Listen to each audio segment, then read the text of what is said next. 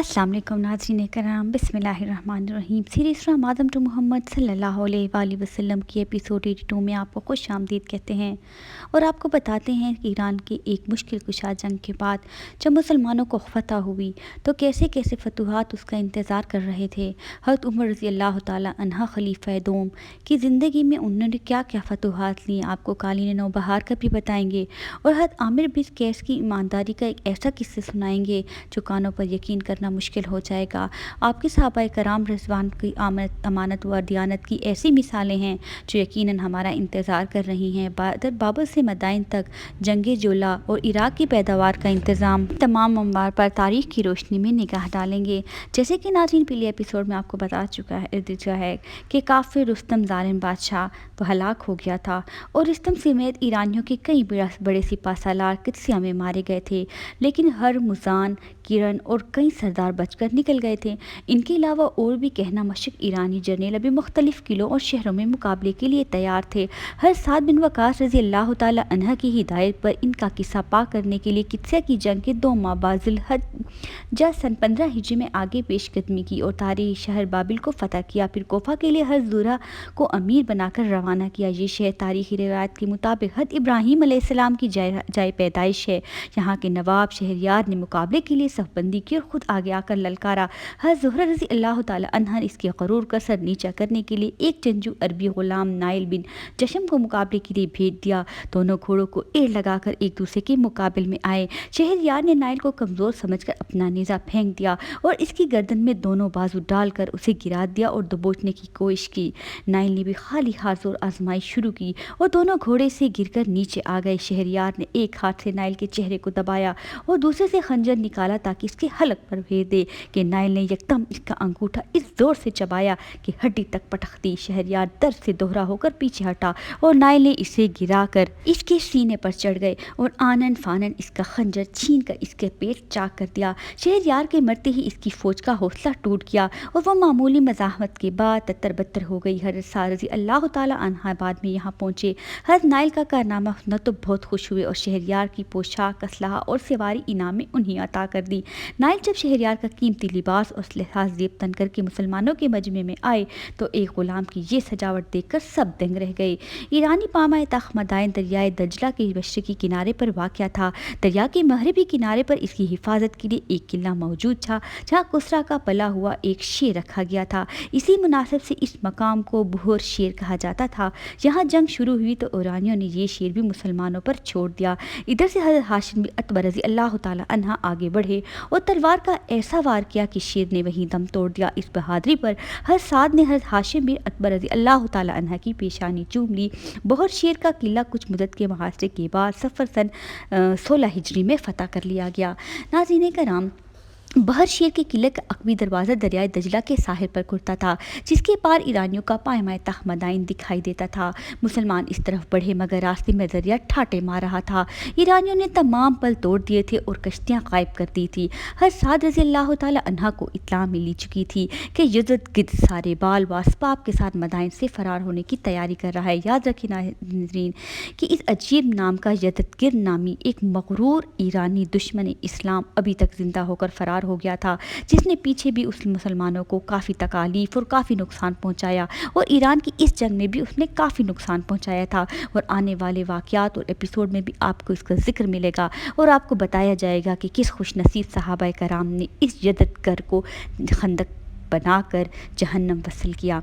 अब आपको बताते हैं कि आगे हम बताते हैं कि यज़दगर सारे माल असबाब के साथ मदाइन से फ़रार होने की तैयारी कर रहा था और अगर दरिया अबूर करने में ताख़ीर हुई तो वह सब कुछ समेट कर साफ निकल जाएगा और किसी महफूज इलाके में पहुंचकर असर नौ अफवाद मरतब कर लेगा और मुसलमानों के खिलाफ फिर लड़ेगा।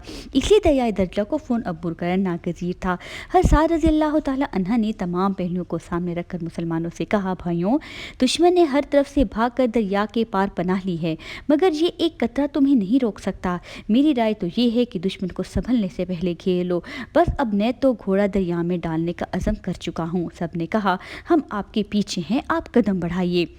لشکر کی پہلی صف میں موجود حجر بن عدی رضی اللہ تعالی عنہ نے بلند آواز سے پکار کر کہا، مسلمانوں، تمہارے سامنے اس قطرے کی کیا حیثیت؟ اسے چیر کر دشمن تک پہنچے، ارشاد باری تعالیٰ ہے اور کسی بھی جان کے لیے ممکن نہیں ہے کہ وہ مر جائے مگر اللہ کے حکم سے، ایک لکھا ہوا وقت ہے۔ یہ کہہ کر وہ گھوڑے سمیت دریائے دجلہ میں کود گئے۔ ادھر حضرت سعد بن ابی وقاص رضی اللہ تعالی عنہ نے حضرت عاصم بن عمر رضی اللہ تعالی عنہ کو حکم دیا کہ وہ دریا کے پار پہنچ کر گھاٹ پر ایرانیوں سے نیز آزما ہو تاکہ دریا عبور کرنے کے لیے درمیان دشمن کی تیر اندازی کا خطرہ نہ ہو۔ عاصم رضی اللہ تعالیٰ عنہ 60 گھڑ سواروں کے ساتھ دریا میں اتر کر دوسرے کنارے کے پاس پہنچے تو ادھر سے فارسی پہرے دار بھی دریا میں گھس کر راستہ روکنے لگے۔ حضرت عاصم رضی اللہ تعالیٰ عنہ کی ہدایت پر مسلمانوں نے نیزے سنبھال کر ان کی آنکھوں کو نشانہ بنایا اور درجنوں کو مار گرایا۔ ادھر حضرت سعد بن وقاص رضی اللہ تعالیٰ عنہ نے مسلمانوں سے کہا، سب یہ دعا پڑھیں، ہم اللہ سے مدد چاہتے ہیں، اس پر بھروسہ کرتے ہیں، اللہ ہمیں کافی ہے اور بہترین کار ساز ہے۔ اللہ ضرور اپنی دوست کی مدد کرے گا، ضرور اپنے دن کو غالب کرے گا اور ضرور اپنے دشمن کو شکست دے گا۔ ناگناہ سے بچنے کی طاقت اور نہ نیکی کی قوت ہے مگر اللہ عظیم کے حکم سے۔ ناظرین کرام، یہ الفاظ کہتے ہوئے سب دریا میں اتر گئے۔ سب سے پہلے حضرت سعد رضی اللہ تعالیٰ عنہ نے گھوڑا دریا میں ڈالا۔ یہ حضرات آپس میں یوں باتیں کرتے کراتے آگے بڑھتے رہے جیسے کہ پختہ صحرا پر چلے جا رہے ہوں۔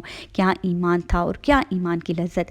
حضرت سلمان فارسی رضی اللہ تعالیٰ عنہ حضرت سعد رضی اللہ تعالیٰ عنہ کہہ رہے تھے، اسلامی روح ابھی تازہ ہے، اس لیے خشکی کی طرف پانی میں بھی مسلمانوں کی مسخر کر دیا گیا ہے۔ وہ جس طرف دریا میں اتری ہے اس طرح باہر نکلے گی۔ حضرت سعد رضی اللہ تعالیٰ عنہ فرما رہے تھے، حسبنا اللہ و نعم الوکیل۔ اگر لشکر میں سرکشی نہ ہو اور ایسے گناہ نہ ہوں جو نیکیوں پر غالب آ جائے تو ایسا ہی ہوگا۔ مسلمانوں کو اس طرح بھی خوف و خطر پانی میں چلتا دیکھ کر ایرانیوں پر اتنا خوف طاری ہوا کہ ان میں سے زیادہ تر دیوانوں کی طرح ادھر ادھر کہنے لگے کہ جن بوت آ گئے، جن بوت آ گئے، اور بھاگ کھڑے ہوئے۔ دو دشمن مقابلے کے لیے رکے، مسلمان انہیں مارنے کاٹتے ساحل پر اتر گئے۔ پوری فوج جوں کی توں پار ہو گئی۔ صرف ایک سپاہی حضرت مالک بن عمر رضی اللہ تعالی عنہ کا پیالہ دریا میں گر گیا تھا۔ کسی نے انہیں تسلی دیتے ہوئے کہا، تقدیر کی بات تھی کہ وہ ضائع ہو گیا۔ وہ بولے، واللہ مجھے تو اس پیالے کی سخت ضرورت تھی۔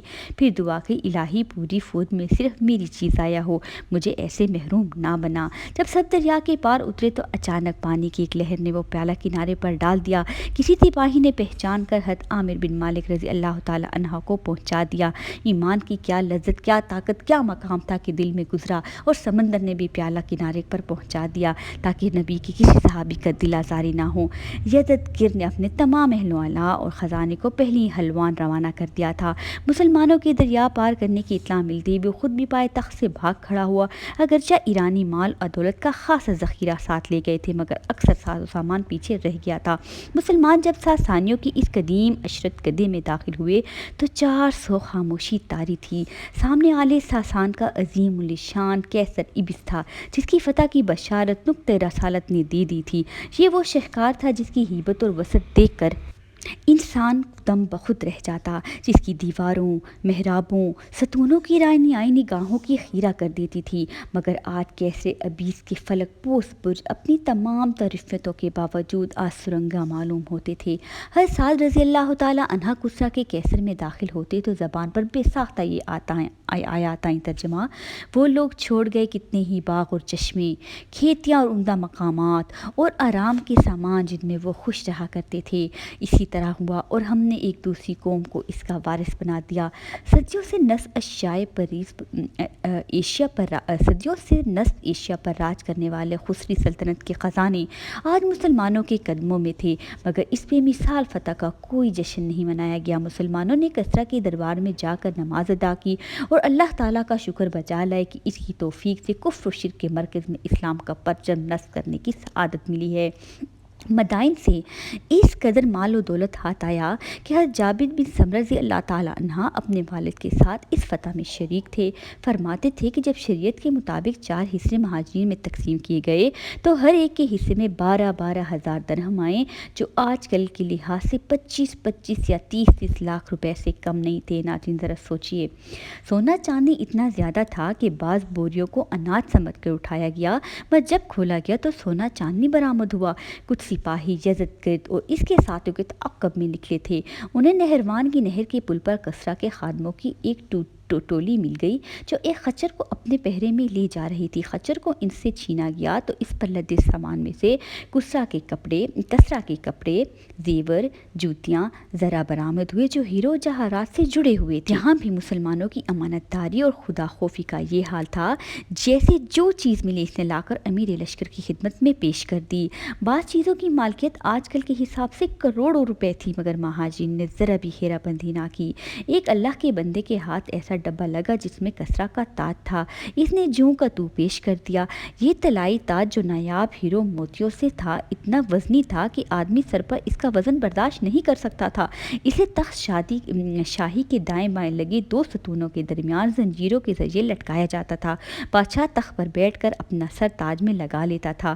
بعض مہاجرین کو خوبصورت ڈبوں میں کسرا کے مصلوبات ملے جن میں لگے ایک ایک موتی کی قیمت لاکھوں روپے تھی۔ حضرت عاب بن عمر رضی اللہ تعالیٰ عنہ کو ایسے صندوق ملے جس میں کسرا، ہرکل، خاقان چین اور ہندوستان کے مہاجروں کی نہایت نفیس اور نادر تلواریں، زرہیں اور خود تھے جن میں سے ہر چیز ایک تاریخی حیثیت رکھتی تھی۔ یہ سب چیزیں حضرت سعد رضی اللہ تعالیٰ عنہ کو قدموں میں لا کر رکھی گئیں تو ان کے منہ سے بے ساختہ نکلا، بے شک یہ امانت دار لوگوں کا لشکر ہے۔ سب سے عجیب واقعہ یہ ہے کہ ایک مسلمان ایک صندوقچہ لیے ہوئے ان افسران کے پاس آئے جو سعد کے حکم سے غنیمت کا سامان جمع کر رہے تھے۔ صندوقچہ کھولا گیا تو ایسے نایاب موتیوں جواہرات سے بھرا تھا جس کی قیمت اب تک جمع کیے گئے سارے مال و اسباب سے کہیں زیادہ تھی۔ وصول کرنے پر افسران حیران ہو کر بولے، تم نے ان میں سے خود کچھ نہیں لیا؟ جواب ملا، واللہ اگر اللہ کے ساتھ ہونے کا احساس نہ ہوتا تو میں یہ سمجھوتا کیا تمہارے پاس لے کر آتا؟ پوچھا گیا، تم کون ہو؟ جواب دیا، میں نے یہ عمل اس لیے نہیں کیا کہ تم میری تعریف کرو، میں اللہ تعالیٰ کی حمد کرتا ہوں، اس پر توفیق پر اور اسی کے ثواب پر خوش ہوں۔ واللہ کیا ایمان تھا ناظرین کرام! یہ کہہ کر وہ اپنی قبیلے کی بھیڑ میں غائب ہو گیا۔ بعد میں تحقیق کی گئی تو پتہ چلا کہ وہ حضرت عامر بن عبدالقیس رحمۃ اللہ علیہ ہیں۔ یہ چیزیں مال غنیمت کے 5ویں حصے میں شامل کر کے خلیفہ المسلمین حضرت عمر فاروق رضی اللہ تعالیٰ عنہ کی خدمت میں بھیج دی گئیں۔ انہوں نے دیکھ کر بے ساختہ فرمایا، جن لوگوں نے اتنی قیمتی چیزیں بھی جوں کی توں بھیج دیں وہ یقیناً دیانت دار ہے۔ حضرت علی المرتضیٰ رضی اللہ تعالیٰ عنہ نے کہا، امیر المومنین آگ پاک باز ہیں، اس لیے آپ کی رعایا بھی پاک کردار ہے۔ ناظرین کا اور یقیناً جس قوم کا حکمران ہوگا، انصاف پسند ہوگا، ایمان والا ہوگا تو اس کی رعایا بھی ایسی ہی ہوگی۔ اس ساز و سامان میں ایرانی بادشاہوں کا شہر آفاق قالین نوبہار بھی تھا۔ ناظرین سنیے کہ نوبہار کیا ہے۔ نوبہار ایک قالین کا نام ہے جسے نوشیروان کے حکم سے اس کے وزیر برس جمہیر نے اس لیے تیار کرایا تھا کہ موسم گرما میں بھی بہار کا لطف لیا جا سکے۔ اس کا طول و عرض 90 فٹ تھا۔ قالین کو سونوں کے تاروں سے بنا گیا تھا، موتیوں ہیروں سے سجایا گیا تھا، ریشم اور سونے کے پانی سے پھول پتیوں کی ایسی حیران کن کشیدہ کاری کی دی تھی کہ آنکھیں کھلی کی کھلی رہ جاتی۔ اس پر سڑکوں اور نہروں کی عکاسی بھی تھی۔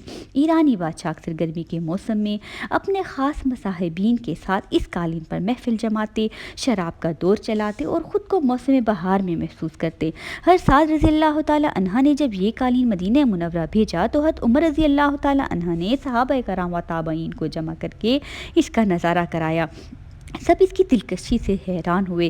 حضرت عمر فاروق رضی اللہ تعالیٰ عنہ نے مشورہ طلب کیا کہ اس کا کیا کیا جائے۔ بعض حضرات اس عجوبے کو باقی رہنا چاہتے تھے، مگر حضرت علی رضی اللہ تعالیٰ عنہ نے پرزور لہجے میں اسے مسلمانوں میں تقسیم کرنے کا مشورہ دیا۔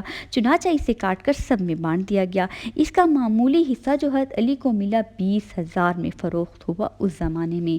ناظرین کا نام، یہاں آپ کو ایک بات بتاتے چلتے ہیں جو یقیناً آپ کی روح کو اور ایمان کو تازہ کر دے گی۔ اور اگر آپ نے میری پچھلے ایپیسوڈ کو محبت سے، بغور اور تاریخ اور دین کی محبت میں سنا ہوگا تو آپ کو حضور پاک صلی اللہ علیہ وآلہ وسلم کے یہ تاریخی اور خوبصورت الفاظ یاد ہوں گے۔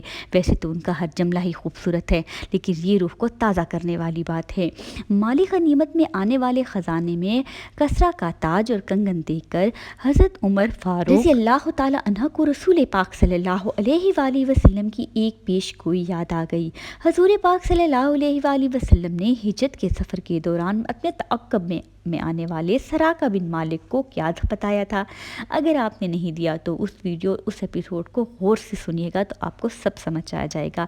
سراقہ بن مالک کو خوشخبری دیتے ہوئے فرمایا تھا، تمہاری کیا کیفیت ہوگی جب کسریٰ کے کنگن، کمر بند اور تاج تمہیں پہنائے جائیں گے۔ جب آپ صلی اللہ علیہ وآلہ وسلم نے یہ پیش گوئی فرمائی تھی، اس وقت مسلمانوں کی حالت کا یہ عالم تھا کہ ان کے رسول اور آقا کو اپنے وطن میں سر چھپانے کی جگہ میسر نہیں تھی۔ وہ اپنا گھر بار چھوڑ کر اجنبی سرزمین میں پناہ لینے جا رہے تھے اور جانی دشمن ان کی تلاش میں ہر طرف پھر رہے تھے۔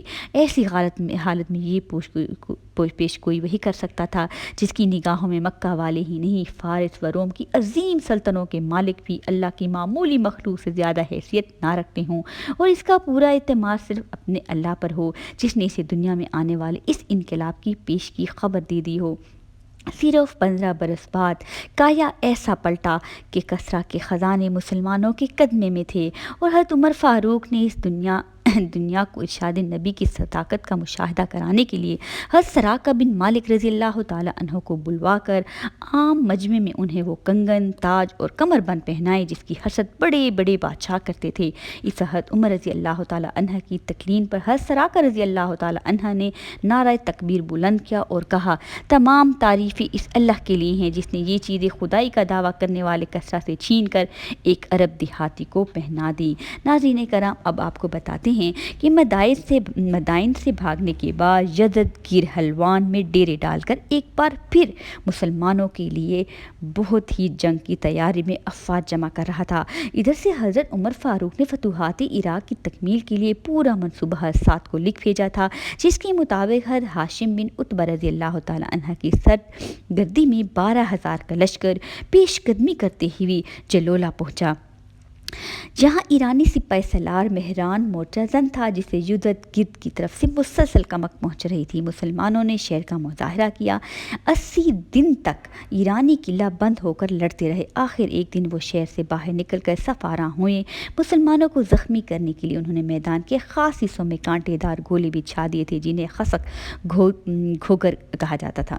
اپنی دفاع کے لیے انہوں نے خندقیں بھی کھود دی تھی۔ بہرحال جب جنگ انتہا کو پہنچی تو اچانک سیاہ آندھی چل پڑی جس سے ایرانی حواس پساختہ اور شہر کی طرح پسپا ہو گئے، اور اس بھگدڑ میں ہزاروں خندق میں گر کر مرے اور ہزاروں اپنے ہی بچھائے ہوئے کانٹے دار گولوں میں پھنس گئے۔ اس طرح 1 لاکھ کے لگ بھگ ایرانی ہلاک ہوئے۔ ان کا سالار مہران فرار ہوتے ہوئے مارا گیا اور یہ شہر بھی مسلمانوں کے قبضے میں آ گیا۔ یہ ذوالقعدہ سن 16 ہجری کا واقعہ ہے۔ یزد گھر اس شکست کی خبر سنتے ہی حلوان سے بھی نکل بھاگا۔ مسلمانوں نے حلوان، موصل اور تکریت پر بھی فتح کے پرچم لہرا دیے۔ اس طرح پورا عراق اسلام کے سائے تلے آ گیا۔ مسلم فاتحین نے مقامی عوام کے ساتھ بہت اچھا سلوک کیا، سب کے لیے عام معافی کا اعلان کیا۔ ایرانی رئیس و زمینداروں نے کسریٰ کے جابرانہ نظام سے نجات پانے پر چین کا سانس لیا اور خود آ کر اطاعت کا اور جزیہ دینے کا وعدہ کیا۔ یوں ہر طرف امن و امان قائم ہو گیا۔ ناظرین کرام، کسریٰ کی طاقت بکھر جانے کے بعد حضرت عمر فاروق رضی اللہ تعالیٰ عنہ نے اب فتوحات سے زیادہ نظام حکومت کو منظم کرنے اور مفتوحہ علاقوں کی آباد کاری و ترقی کے لیے فکر مند تھے۔ آپ نے عراق کی زمین کی سرخیزی کو پیش نظر رکھتے ہوئے بڑے اہتمام سے زمین کے ایک جسکے کی پیمائش کروائی۔ یہ کام کئی ماہ میں مکمل ہوا۔ پھر آپ نے ایرانی شاہی خاندان کے لوگوں، باغیوں، مفروروں کی جائیدادوں، نیز آتش کدوں اور جنگلوں کی زمینوں کو الگ الگ کر کے ان کی آمدنی سرکاری نگرانی میں عوام کی خدمت کے لیے مخصوص کر دی۔ باقی تمام زمینوں کو مقامی زمینداروں کے پاس رہنے دیا، ان پر مناسب لگان مقرر کر دیا، جس کی وجہ سے لوگوں نے بھرپور انداز میں کاشتکاری میں دلچسپی لی اور بڑے بڑے خالی رقبے فصلوں اور باغوں سے ہرے بھرے ہو گئے۔ ایک سال میں صرف عراق کی زرعی پیداوار کا محصول 8 کروڑ سے بڑھ کر 10 کروڑ درہم تک پہنچ گیا۔ آج کل کے لحاظ سے یہ رقم 25 ارب روپے کے لگ بھگ ہے۔ حضرت عمر فاروق رضی اللہ تعالیٰ عنہ نے مسلمانوں کو الگ آباد کرنے اور فوجی چھاؤنیاں قائم کرنے کے لیے عراق میں بہترین آب و ہوا والی زمین تلاش کرا کے باقاعدہ نقشے کے ساتھ بصرہ اور کوفہ جیسے شہر تعمیر کرائے اور اکابر صحابہ کرام کو وہاں بسایا تاکہ ایمان و معرفت اور علم و حکمت کی شمع روشن ہوں۔ اگلے سال اسلامی فوجوں نے شمال کی طرف بڑھتے ہوئے الجزیرہ، اسبین، الارحا، ارمنیہ، تک یلغار کی۔ حضرت ایاس بن غنم، حضرت ولید بن عقبہ، حضرت ابو موسیٰ الاشعری اور حضرت عثمان بن ابی العاص رضی اللہ تعالیٰ عنہ ان مہمات میں پیش تھی۔ ناظرین کرام، امید کرتی ہوں آج کے ایپیسوڈ آپ کو پسند کی ہوگی۔ نیکسٹ ایپیسوڈ میں آپ کو ہرمزدان اور معرکہ تستر کا بیان پوری تاریخ کی روشنی میں سنائیں گے۔ ناظرین کرام، لائک کو شیئر اور سبسکرائب کرنا مت بھولیے گا، میرا حوصلہ افزائی ضرور بڑھائیے گا، اور اگر آپ کو ایپیسوڈ پسند آئے تو کمنٹ باکس میں مجھے ضرور بتائیے گا۔ نیکسٹ ایپیسوڈ تک اللہ نگہبان۔